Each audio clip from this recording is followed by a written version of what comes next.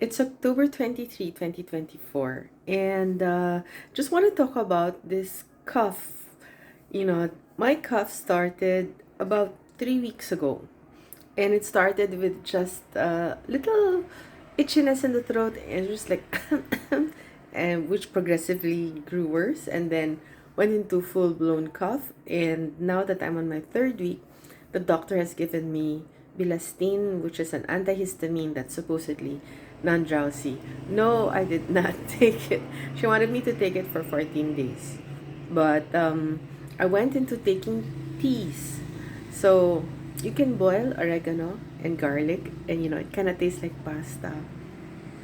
Or you can boil